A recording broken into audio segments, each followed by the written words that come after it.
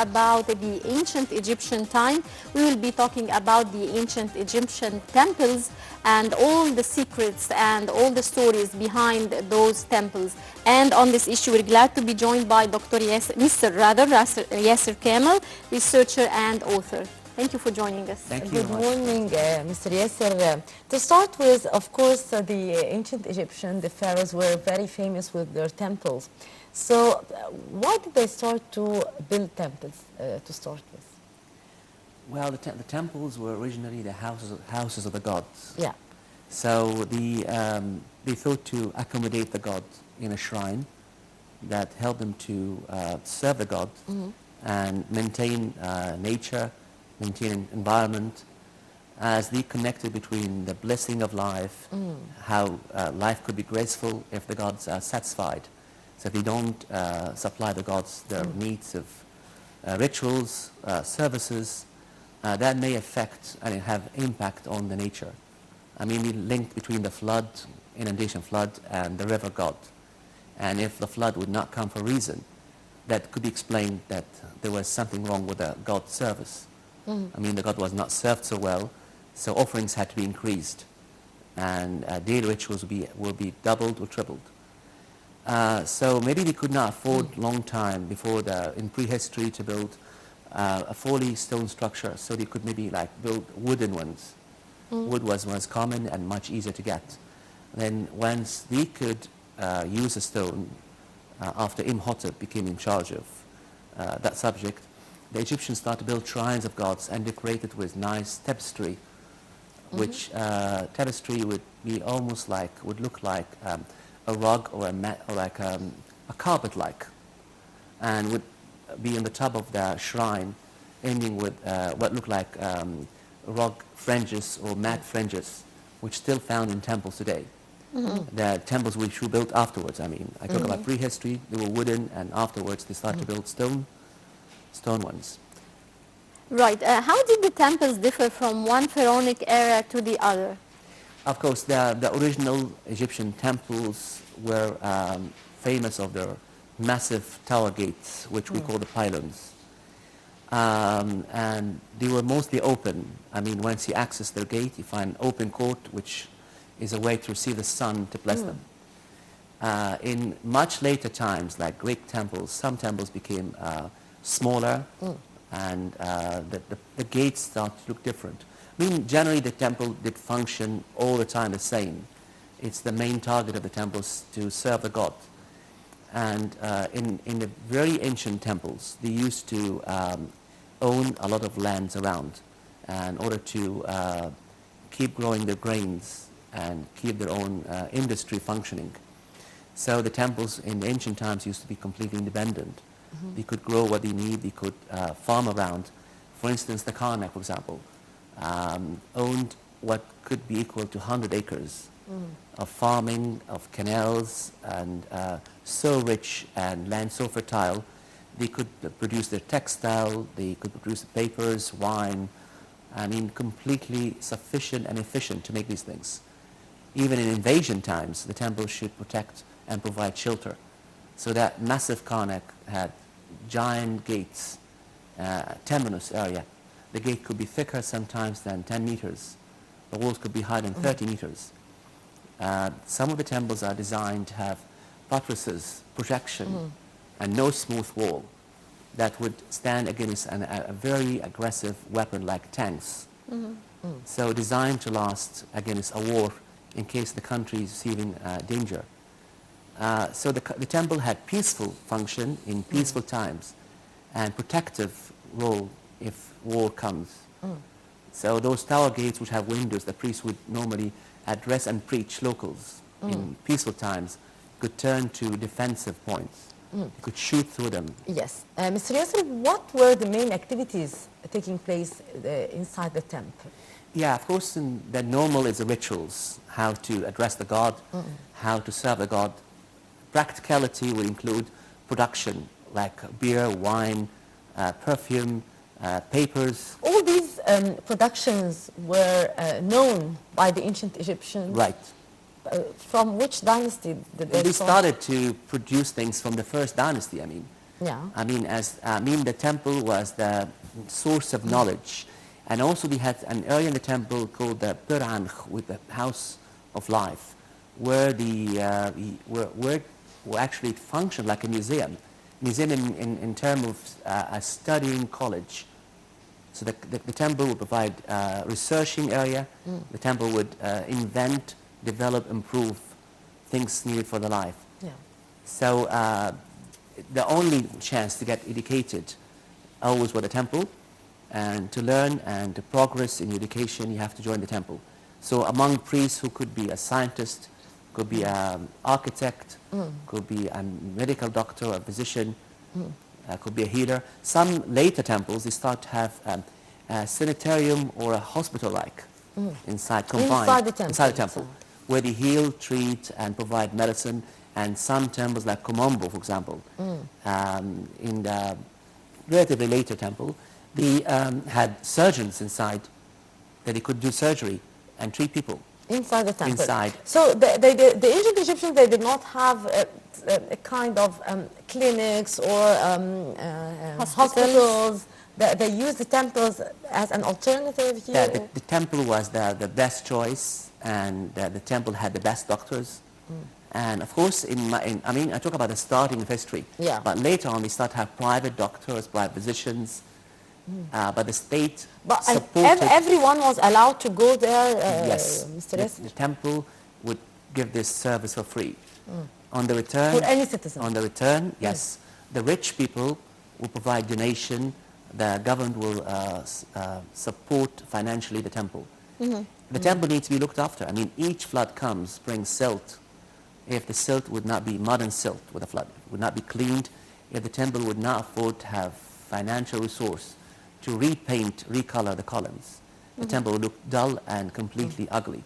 So to get that money, the pharaoh should support, and the local rich people would provide in donation. And on the return, they have to be generous and kind to poor people, ordinary people. Yeah. So ordinary people see a doctor, the doctor is in the temple for free, like state hospitals, for example. I mean, they of course... Same as people do now, I mean... Yeah, exactly. Yeah, The state looks after the temple looks after the people. And like I said, the temple could help them in war. That massive Karnak covers 100 acres and huge gates could shelter Egyptians inside once war comes. And the pharaoh Thutmose III, he had a far sight as a military pharaoh and decided to build a lake, the lake, holy lake of the Karnak, or secret lake, because that lake was to provide water for farming, for irrigation and so on, but also in wartime, once the Karnak is besieged, that water would be the valuable and vital source of life. So as an army king or king, a military king, he thought if the Karnak would have a lake. However, the Karnak is opposite the river. Yep. I mean, you can walk from the Karnak to the Nile, 5 minutes, 10 minutes. So there's no need to build a lake unless the pharaoh thought that Egypt would have a war. So some temples had been given lakes because they would function as military temples. The walls, if you would watch the walls of temples, are made to be slanting. So slanting shape allow the defense or the garrisons at the top to spot who climbs and shoot. And the climber never could realize or could see who is above to stop them. The slanting, the attacker would not realize how many are down the top until it's late. And if it's right angle like this, both of them could see each other. And maybe the one at the bottom had the privilege to shoot. So temples are designed to be slanting, mostly for that reason, defensive. A good example of that, temple of Edfu, of Horus, the god of war, and the famous protection god, Horus, the falcon god. Right. Of course, as Egyptians, we all know Abu Simbel Temple, the Karnak Temple. But what are the most important temples, according to you, as a researcher? Because there are always hidden stories that we don't know about. I think the most complete temple is the temple of Edfu. And Edfu is a temple south of Luxor, a wonderful temple. The temple foundations have names like of Zoser, Cheops, Khufu, I mean. So the temple is really old, have been reconstructed, enlarged several times by the Egyptians and the Greeks. And it's like a book of hieroglyphics. You go inside the temple, you see history written everywhere, and lucky that there's no serious amount of damage to the hieroglyphics. The temple of Esna, a smaller temple, was so beautiful. I think some temples, maybe locals may not go, Egyptians go to them, but they are so beautiful. The temples of Lake Nasser, the ones are found south of Aswan, like Kalabsha, which Germany saved, West Germany saved for Egypt after the high dam. There were 22 temples were in danger once the Egyptians built the dam, high dam, and made a lake, Lake Nasser, and 500 kilometers long, 50 kilometers wide. The lake was causing a pressure over these temples. The temples were moved, rescued by Egypt, UNESCO, and transferred. Those temples are great temples to see. Some are 1400, some are 1100 BC. But I think Edfu, is, in my opinion, is the most impressive in terms of the wealth of hieroglyphics written. The other temple which could be impressive too is the Abu Simbel, because it's so artistic. I mean, seeing 4 repetitive gigantic statues, each is 20 meters high, repeated the same for the pharaoh Ramses II, dug out of a mound, and fully a sculpture, I mean. So there's no match to Abu Simbel on earth, especially once you think of the point that how man could repeat himself 4 times identically, making the same pharaoh. If you try to sketch them, you struggle to keep them the same size, same shape. If you get a piece of paper and draw it. So these 4 statues are for the same person, for Ramses II? Ramses II. Right. So no temple has repeated or has that kind of unique repeated sculptures for the same human with the same face, same height, same shape.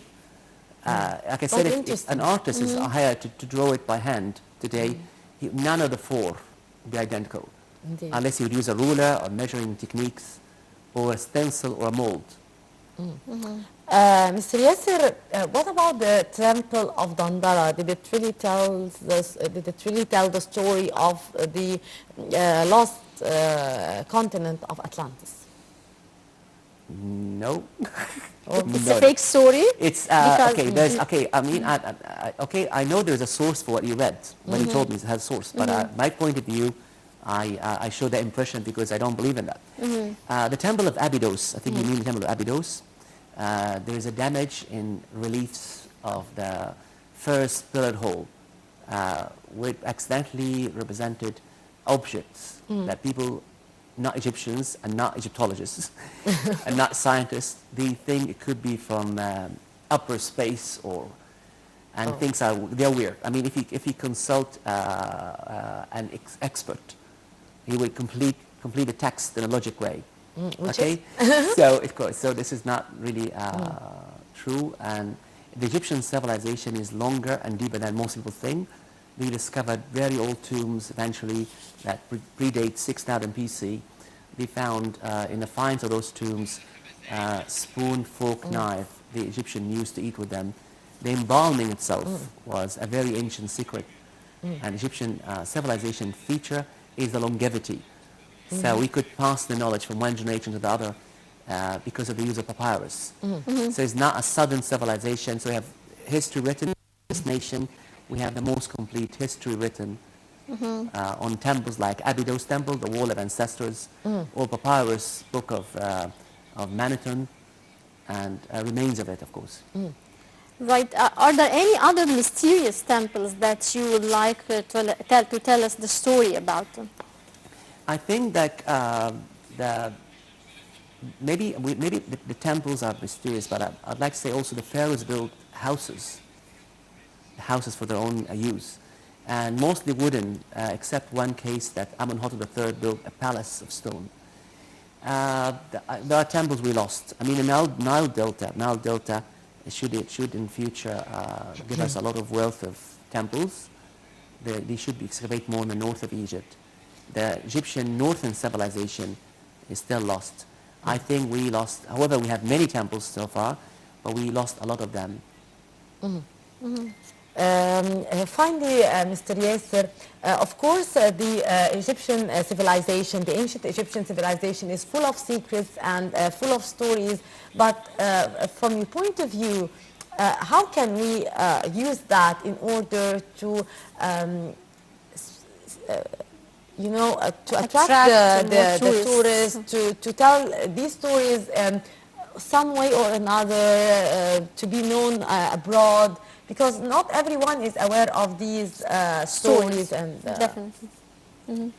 Yeah, I think just like if we be able to produce more programs on Egyptian history locally. I know we have What about channels through movies? this, and local movies. We were very lucky once Not we had, only local movies, we need these movies to be shown abroad. using the drama I mean, maybe in locally produced. I'm sorry, I mean yeah. locally produced. Of course, we are a worldwide topic for the. However, the fiction is major topic is fiction. I mean, Indeed. 80%, 85%. No, But it has realistic. to be produced locally, as you've just said, because when they produce it, it's not really The very real thing. accurate when it comes to the historical part and We the... love to have another Shadi Abdel Salam. Yeah, We're definitely. waiting for a renaissance of an Egyptian genius. it's Like one Shadi of the Abdel best. It's not an easy job. It's not easy. You have to find them. Of course, they're found, but you have to find them first. So we were lucky to have that ephemeral. We lived for a short time and did a We great job. want more, especially during So that period. we Yeah, need we another need it. Shadi Abdel Salam to enhance our documentations and make us another film like The Mummy. Indeed. Mr. Yasser Kamel, our author and researcher, thank you very much for Thanks a your lot. precious input, and it's always a pleasure to know more about the ancient Egyptians and their precious civilization. And with that, our dear viewers, we come to the end of this edition of The Breakfast Show. I would like to thank my dear colleague Naveen Ramzi. Thank you very much, Naveen. Thank you, Mahesti, and dear viewers, don't forget to join us tomorrow, same time, with a new crew at The Breakfast Show.